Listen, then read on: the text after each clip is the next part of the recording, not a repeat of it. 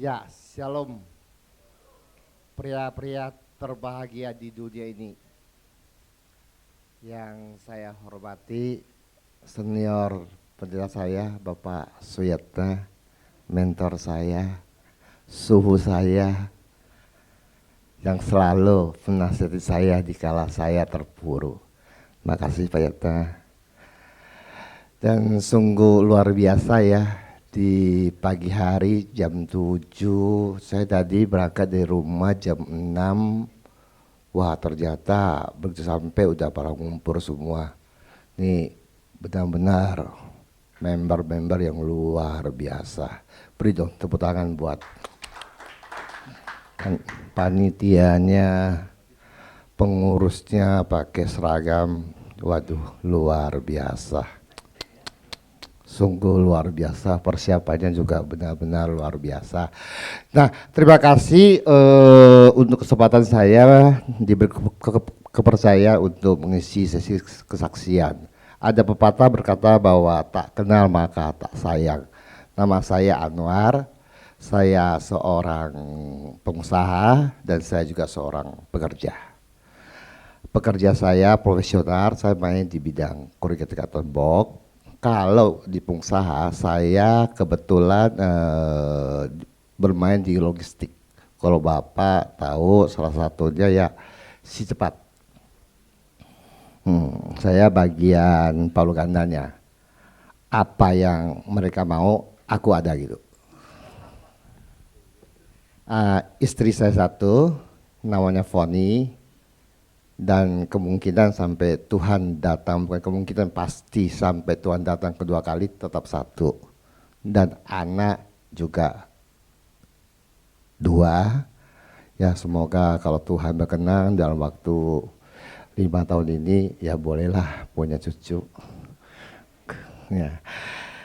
Itu sekedar perkenalan dari saya secara pribadi. Saya bekerja di MDC, saya juga salah satu member di First Cohort, kalau nggak salah DKI 4, Peter Go ya, Leo, Gunawan, itu teman-teman saya. Nah, pagi ini saya mau bercerita tentang perjalanan hidup saya. Saya teringat saya lahir di Sumatera, di Medan. Dari Medan itu mesti naik kereta api 8 jam ke Asahan. Dari Asahan mesti naik kapal lagi, kapal barang itu 8 jam. Itu namanya satu pulau pesisir, namanya Sungai Brombang. Bahasa Chinese-nya Tuakak. Dari sana saya berasal. Dan pada saat umur 2 tahun, saya sudah nggak punya bapak. Dan sekitar saya kelas 4 SD, saya sudah keluar dari kampung halaman. Saya punya adik kandung 1 berdua sama mama.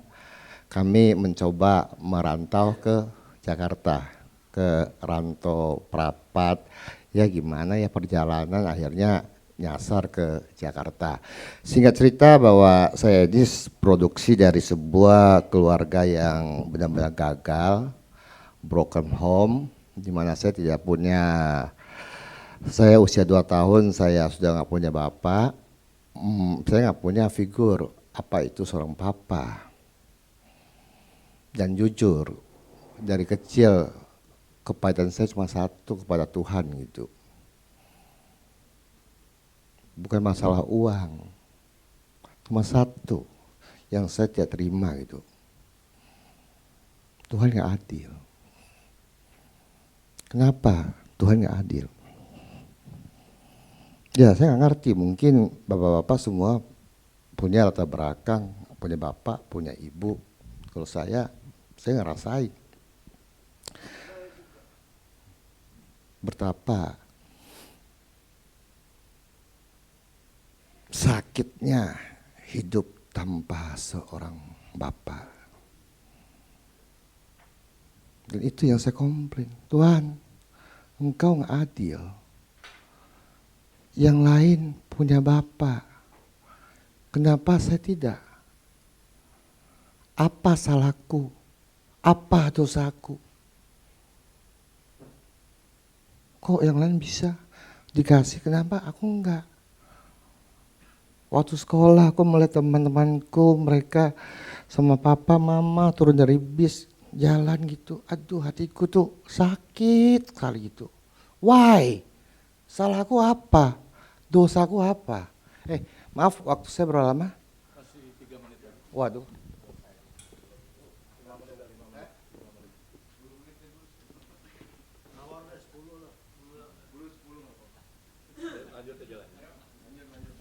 Masalahnya belum masuk ke pohon ini.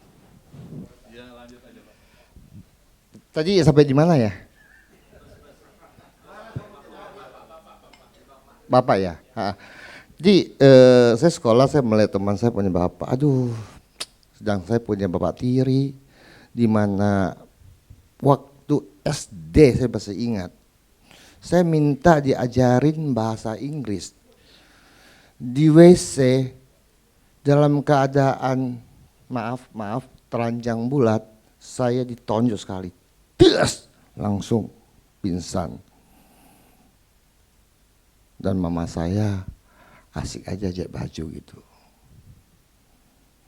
Itu sedikit background saya waktu di masa kecil, perjalanan saya di masa remaja. Hari ini saya ada benar-benar anugerah, segala ya hampir segala kejahatan atau kenakalan pernah saya lakonin. Narkoba, main perempuan, bakal jambret juga pernah saya lakukan. Tapi itu masa lalu lah. Saya produksi dari keluarga yang benar-benar broken home. Nah, saya punya kerinduan. Kita di sini semua sudah menjadi bapak. Jadilah bapak yang baik. Jangan seperti saya gitu. Dan sampai saat ini juga saya berusaha untuk menjadi seorang papa yang baik. Dan maaf, saya bukan pendeta, saya pengusaha. Memang di dalam kita berkata bahwa Tuhan nomor 1. Ya kan? Baru apa ya? Kasihilah Tuhan Allahmu dan kasihilah sesamamu. Tapi karena masa laluku yang begitu suram, saya punya satu kitab khusus, kitabnya satu, ayatnya satu, namanya Kitab Anwar. Cuma satu. Anak istri gak makan, apapun halal. Saya didikan keras, saya kelaparan. Banyak sekali waktu kecil saya nggak dapat makan. Saudara liatin, aduh kasihan ya Anwar, kecil nggak punya apa-apa. Sekarang mamanya kabar-kabarnya udah meninggal di Jakarta. Ayo kasihan ya, ayo kasihan ya. Tante datang, ayo kasihan. Ai datang, kasihan. Acek datang kasihan, Apek datang kasihan. Yang saya butuh bukan kasihan Pak, pur lapar, adik menangis lapar. Yang kami butuhkan makan.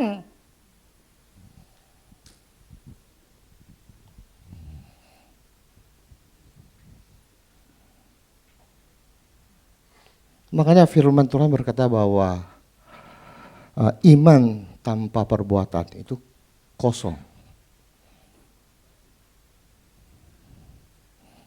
Dan saya sangat benci sama orang yang banyak teorinya daripada melakukan itu. Karena saya, maaf, terluka. Kasihan, kasihan, kasihan, kasihan, kasihan. Bukan kasihan, udah lapar nih. Aku butuh makan. Sebelah bakmi. Liu tante gua. Beliinlah bakmi buat kami. Kongsi sama adik saya. Bukan kasihan. Begitu juga kita anak Tuhan. Ayo kita menjadi pelaku. Bukan hanya di mulut. Bukan hanya aku mengasihi. Tapi kita melakukan. Nah, bicara mengasihi. Jujur, saya orang yang menabur sejak lama. Sampai saat ini masih ada satu kegiatan yang saya lakonin sudah hampir 5 tahun, yaitu bagi beras. Di bagasi mobil saya itu selalu ada beras. 5 kilo dan harganya 60-70 kilo. Tapi Bapak jangan melihat dari bahwa harganya murah, Pak. Kalau kita bicara harga memang murah, Pak. Tapi pada saat pemberian kita, taburan kita tepat pada sasarannya, wow, merinding, Pak. Contoh, saya di gereja kami itu ada namanya KOR, perkumpulan. Waktu itu saya ada minta Gojek ambil paket ke rumah, saya mau kirim ke rumah saudara. Datang tukang paketnya, Grab datang ke rumah, saya kasih paket. Setelah saya kasih paket, saya kasih uang 20.000 tip. Itu udah jam 8, jam 9. Nah, begitu sang abang mau pergi, tiba-tiba hati saya tergerak. Bang, tunggu bang. Saya ke mobil saya ambilin beras bungkus. Saya kasih ke abangnya, bang, ini buat abang. Tahu nggak apa yang terjadi? Abangnya mukanya langsung pucat. Astagfirullahaladzim, kenapa? Buset, apa salah gua? Kok kasih beras kok astagfirullahaladzim, dia bilang. Mukanya pucat gitu, buset. Ini orang bukannya makasih kok astagfirullahaladzim gitu kan. Mukanya pucat gitu. Loh, kenapa bang? Pak, Tuhan tuh ada ya. Loh, apa urusannya sebungkus beras dengan Tuhan tuh ada? Loh, maksud abang? Loh Pak, tadi waktu saya mau terima orderan Bapak, di rumah tuh nggak ada beras. Saya lagi galau, apakah saya terima orderan Bapak, baru beli beras. Setelah saya terima orderan Bapak, beli beras, jam berapa? Mau kemana beli berasnya? Warung udah tutup, di rumah beras habis. Kok bisa-bisanya ya Bapak kasih saya beras?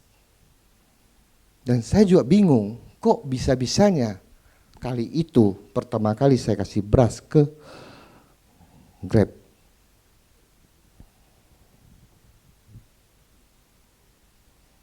Hanya sebungkus beras kita bisa membangkitkan imannya kembali bahwa Tuhan itu ada. Dan kalau dia tahu, oh tadi itu mereka rame-rame di rumah sini ngapain? Persekutuan doa. Oh, orang apa? Kristen. Tuhannya siapa? Yesus. Bukankah nama Yesus yang kita permuliakan?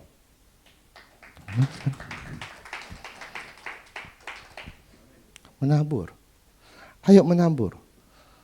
Saya dari gaji pas-pasan, saya selalu mensisihkan bagian buat saya tabur. Sampai saat ini, saya selalu sisihkan 20% saya pakai buat menabur. Dan saya sudah lakonin, saat ini usia saya 50 tahun, saya sudah lakonin lebih kurang hampir 20 tahun. Dan Allah sekali-kali tidak pernah mempermalukan saya. Kita bisa lihat di kitab Kejadian 19 ayat 16, kalau nggak salah. Coba bisa tolong bacain Pak. Kejadian 19 ayat 16.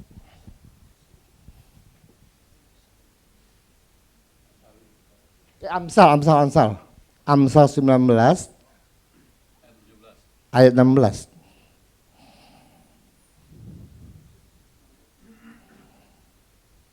Loh, kok lain? Bukan, sorry Pak. Hah? Iya, benar, 17. Nah, Siapa menaruh belas kasihan kepada orang yang lemah, memiutangin Tuhan yang akan membalas perbuatannya. Bayangin. Siapa menaruh belas kasihan kepada orang lemah, memiutangin Tuhan. Artinya Tuhan loh yang punya utang sama kita. Lah, kalau kita aja utang udah bayar, apalagi Tuhan. Mungkin ada nggak terjemahan bahasa Indonesia masa kini? Oh, nggak punya ya? Kalau Bapak tidak punya, aku punya, Pak.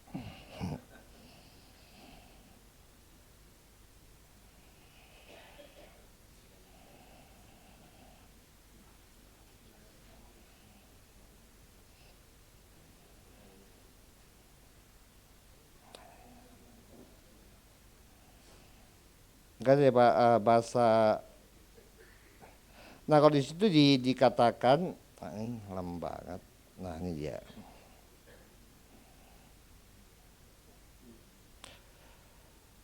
Menolong orang miskin sama seperti memberi pinjaman kepada Tuhan. Nanti Tuhan juga yang akan membalasnya.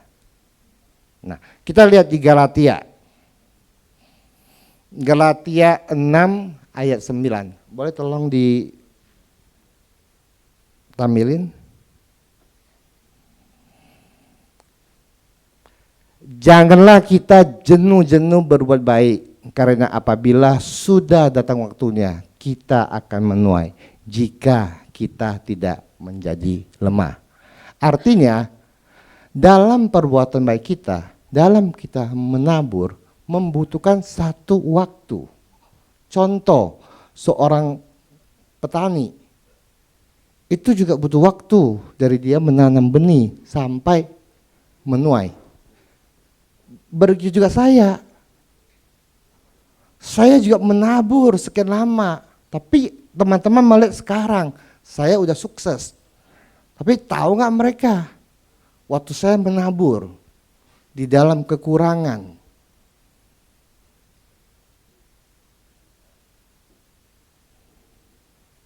jadi di kesempatan pagi hari ini, dua hal yang saya ingin sampaikan. Pertama, ayo menabur. Percayalah, pada saat kita memberi, kita menolong, kita sama aja menolong diri kita sendiri. Alkitab berkata yang jelas, Tuhan loh yang berutang sama kita.